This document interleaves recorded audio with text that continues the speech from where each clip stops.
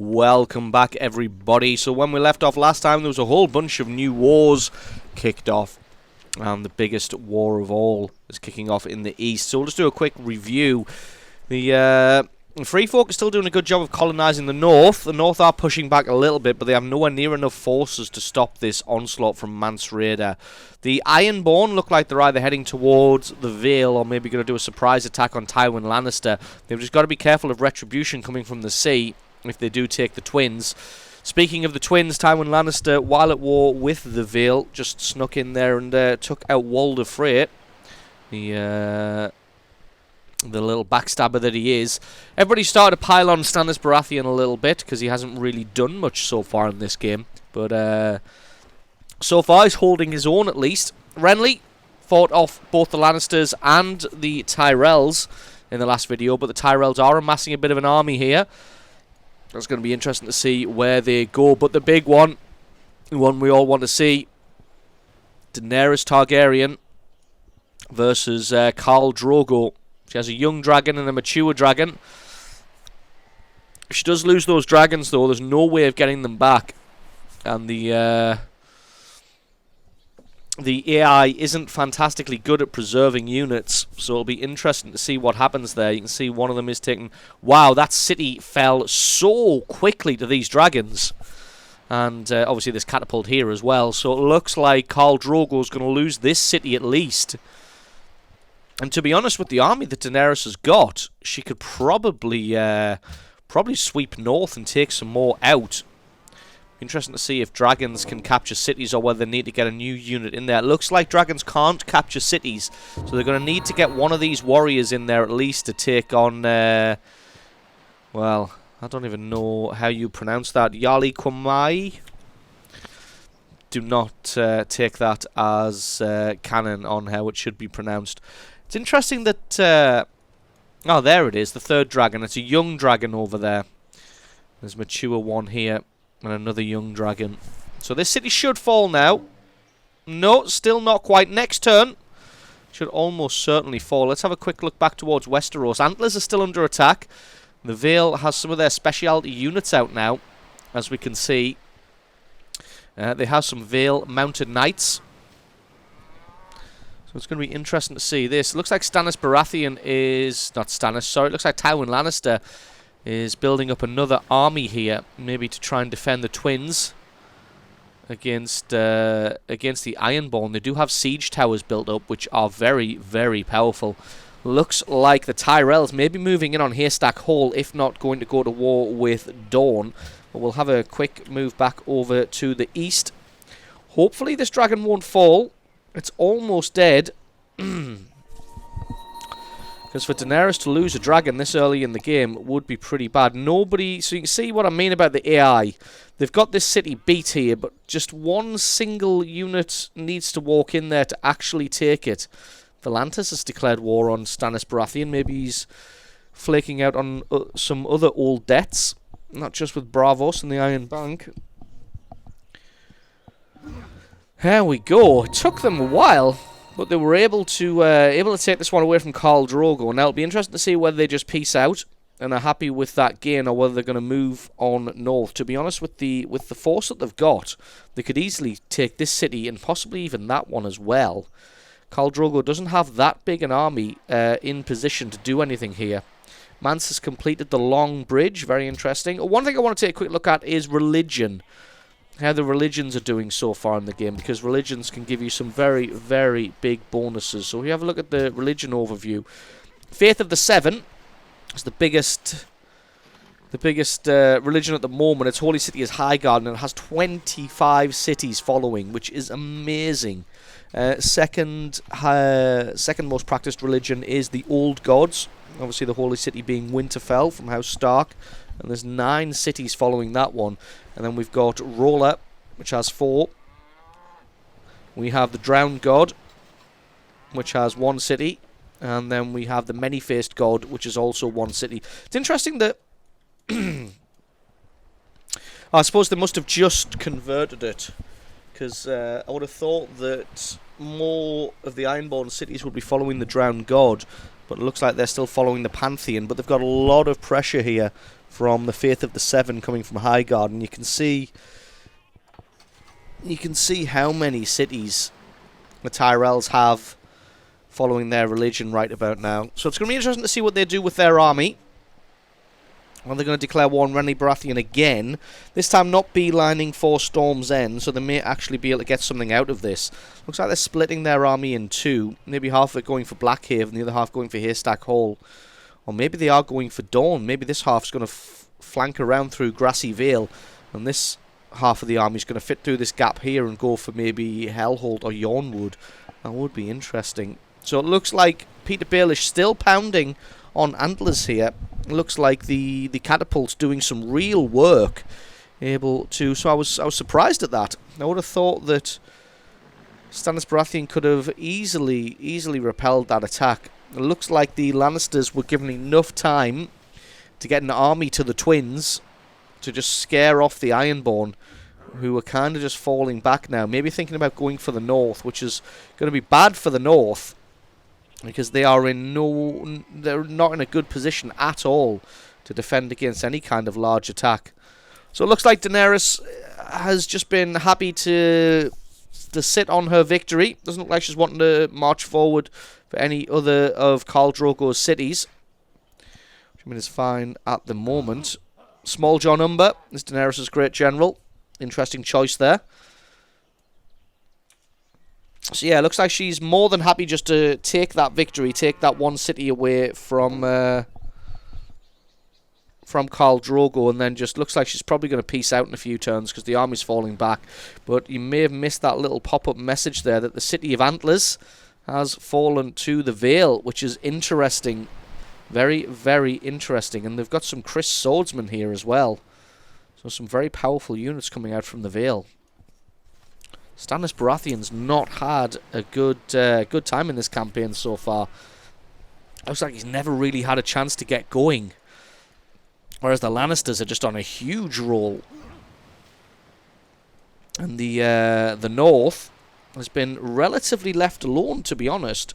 Mance Rayder's doing a good job. He's actually keeping up pretty well with the Tyrells and the Lannisters. And not fantastically, but he's keeping up. Which is very, very interesting, considering Robb Stark's down here in like 5th place. So yeah, this is going to be interesting when someone declares war on the North. Looks like Mance Rayder's completed Winterfell Castle. Interesting there. Just stealing that one away from Winterfell. Getting that wonder completed. Looks like maybe the Ironborn are thinking about going to war with the Vale. There we go. Tywin Lannister has declared war on Robb Stark. The War of the North has really started now. It looks like Robb Stark has called the banners, though. As you can see, there is a unit of Northern Loyal Bannermen raised in every single city. So we're going to see if that's going to be able to repel Tywin Lannister. Moor Cailin is in big trouble now, though. It's only got a population of 2 and only has a military strength of 15. So this is going to be one hell of a battle. I wonder if the Ironborn are going to turn on Tywin while he's away fighting the North. That would be interesting. So the Loyal Bannerman doing some good work, but it's only 1 unit, so he falls. And like I said, I don't think the AI for the North is having a particularly good time, because the Bannermen are just scattered. The forces are scattered. Moor Cailin is definitely going to fall. There shouldn't be anything the North can do about that. You can see Daenerys still founding more cities. That one they took away from Khal Drogo. They are still at war, but Drogo doesn't really have an army, and Daenerys kind of does at the moment. Now her dragon has become an elder dragon. And where are the other 2? There's one down here in Astapor. That one's mature. And one over here in Hesh. That one is elder as well. So yeah, she's kept those alive. And they're going to do some good work. It looks like the Vale is not worked out a peace deal with Stannis yet. So they may be marching on for more cities. Looks like the Tyrells are probably going to declare war on Dorne. They are moving this huge army in the north and the south of the Dornish lands. And there's still units arriving, but the big thing we want to watch is here, this battle with More Kill. Looks like the Bannermen have actually got here in time. They are mounted, so... Oh, here we go. The Tyrells have declared war on Prince Duran in the south. I do just want to see what happens here. Looks like the Bannermen have arrived at More Killen, so it's going to be interesting to see if they can fend off the Lannisters. They've raised some composite bowmen, but they've lost one of the Bannerman units. This is going to be interesting. More Killen's starting to take damage now. Tywin's just got so many forces here. The downside is, though, because the Ironborn are all here, the Ironborn are actually taking up a lot of the space that the Lannisters could use to stage their attacks. So they're not going to be able to fight very efficiently, which is a real shame for the Lannisters. But here we go. The war with the Tyrells and Dorne. They've got a big army in the south and a big army up north there. It's going to be interesting to see how that goes. And you've got to remember that Daenerys hasn't peaced out with Khal Drogo yet. Not that I've seen anyway. Maybe they did and that one slipped in under the radar. But Drogo's starting to raise a little bit of an army up there. Although Daenerys is still in a much better position with these Elder Dragons. She's got 2 Elder Dragons and 3 Elder Dragons now. That is gonna be bad for Drogo. And here we go, more forces from the north arriving to try and hold on to More Killen. This is going to be a tough battle, but it looks like the Ironborn being here kind of screwing things up a little bit. Here we go, some of these city-states are starting to declare war on the north now. This could be interesting. The Dreadfort has declared war on Drogo, and it's declared war on Robb Stark, and it's declared war on Castle Black. Well, the Dreadfort getting uppity there with their horsemen and their composite bowmen. I'm going to see if they can do anything. More Killen still in the hands of the north. Tywin Lannister's not been able to break the northern spirit yet. First person that's going to take More Killen's going to have an easy door in on the north. Let's check down south here.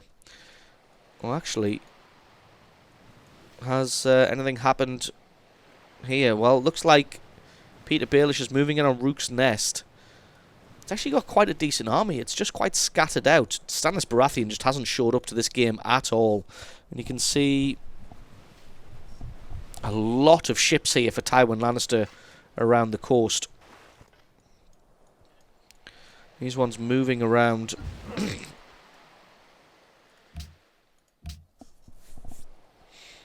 You can see the Tyrells still not quite able to arrange their army. It looks like they did attack Lemonwood here, but they were just defeated there. Not able to make any headway on there, so they're probably going to try and move in from the north. Stannis has completed the Iron Bank. Well, I guess that's one way of wiping off your debt if you own the bank. Khal Drogo taking a big risk here. Founding Vez Taloro right in the heart of Daenerys' territory. She may not be happy about that, but to be honest, it's going to remain to be seen whether she can do anything about it. More Killen still fine. It looks like the North was able to beat back Tywin Lannister, which is a little bit unexpected. And like I said, I think the Ironborn are trying to make a sneak attack on somebody. There's just nobody really presenting themselves as a target just yet. It's a little bit unfortunate for the Ironborn. And the Dreadfort has made peace with Robb Stark. They've decided they don't want any part of that noise. Free Folk in the north are now in second place score-wise, so this is going to be interesting. We'll have a look down south to see what the Tyrells are doing. There we go. The Tyrells are sweeping in now, but they're losing a lot of forces. Oops, I did not mean to do that, but oh well. It's probably because their forces can be bombarded by yeah, this is why I didn't want to click that. Because then you get all these messages from these ass clowns when you don't really want to talk to anybody, you just want to observe. So it looks like the Tyrells' forces are getting bombarded from Yonwood and Hellholt. It's going to be difficult for anybody to get in against the Dawn. Against Dawn. Here we go. Balon Greyjoy has declared war against Peter Baelish. He's down south fighting this huge war with Stannis Baratheon. He's about to take Rook's Nest. And the Ironborn see their opportunity. The lands are completely undefended. In fact, the Ironborn might be able to move in, take 9 stars, and then maybe march on the Eyrie.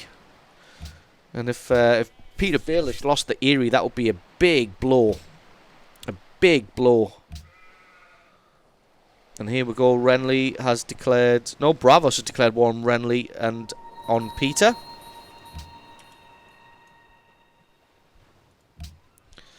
So that's interesting. We're going to see what the Ironborn can do here.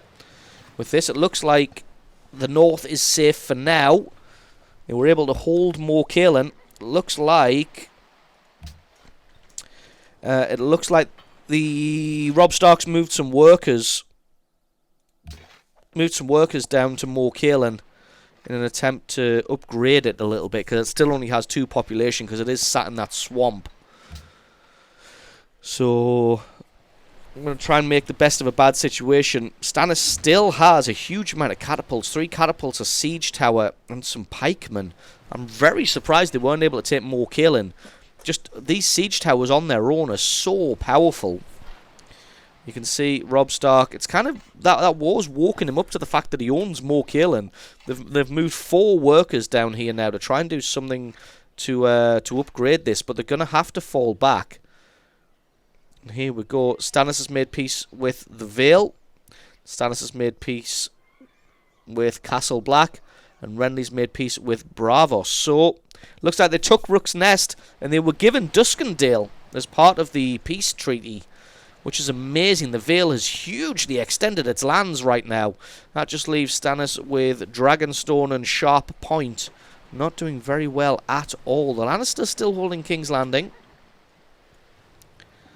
And the Dragonborn not having a good time moving in against 9 stars. It looks like they've decided now to come down to Heart's Home instead, because they've got ships in the bay. And here we go. It looks like that siege tower took a little bit of a kicking and then left. But these pikemen aren't going to be able to take Moor Cailin on their own. It might only be a small town, 2 population, but it's still got 19 military strength. It's still fairly powerful. Let's take a quick look what's happening in the south. So it looks like the Tyrells have been beaten back by Dawn. They weren't able to take anything away from Dawn, which is very unfortunate for them. And Renly Baratheon's been quiet for the time being. And there we go. There's the peace treaty. Daenerys has made peace with Khal Drogo, which is interesting because Khal Drogo's just raised an army and is marching south. So we're probably going to see another war erupt over here very, very soon. But Daenerys has got a huge army. You can see she's got a lot of swordsmen, some catapults, and these elder dragons. These elder dragons are going to do some serious work. I don't remember off the top of my head what their military strength is, but I'm pretty sure... oh, there we go. 30 defense. If the tooltip is to be believed. Which is pretty strong. Let's see what Khal Drogo does with this army. So you can tell Stannis is doing badly when he's below me in the score and I'm just an observer. And you can see the Vale, though, has extended its reach hugely. I'm a little bit disappointed with the North. They haven't even really connected their borders up. I mean, they're at war with the Free Folk, because they're always at war with the Free Folk. But they've been fighting this war of attrition with them. And I guess that's kind of the way it is in well, I say the real life. Tywin's completed the Alchemist Guild, but it's not real life, is it? It's Game of Thrones. But I guess that's what it's like in Game of Thrones, really. They weren't really able to grow to the size of other, maybe some of the other great houses, just because they do have this responsibility in the north. And this is starting to get into endgame territory for Mance Rayder. He's going to try and take Eastwatch, Castle Black, and the Shadow Tower. And if he takes those 3, he's going to have free access to the north here, and Winterfell and the Starks are going to be in serious trouble. I mean, if Winterfell can't take away these 3 little towns from the Free Folk, then how are they gonna repel a huge invasion from Mance Rayder, considering he's got war mammoths and everything in there now? So this is gonna go badly. Tywin's been beaten back though. He's not able to do anything, and then it looks like also the Ironborn got a little bit of an ass kicking there, and have decided to fall back. They weren't able to pick anything up out of that war. Tyrell's also not able to pick anything up out of that war. With Dawn.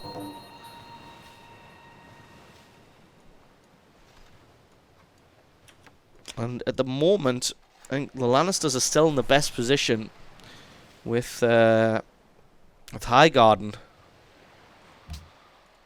doing pretty good for themselves as well. And Mance Rayder, surprisingly, the Free Folk, the Wildlings in the north. Renly has completed Storm's End. That's very fitting. Well, we're coming up to turn 160 now, and nobody, apart from Stannis Baratheon, nobody's really sort of been dealt a really bad hand. We can see a huge fleet from Tywin Lannister moving in on the north now. We're going to have to see if that's going to be able to do anything to Robb Stark.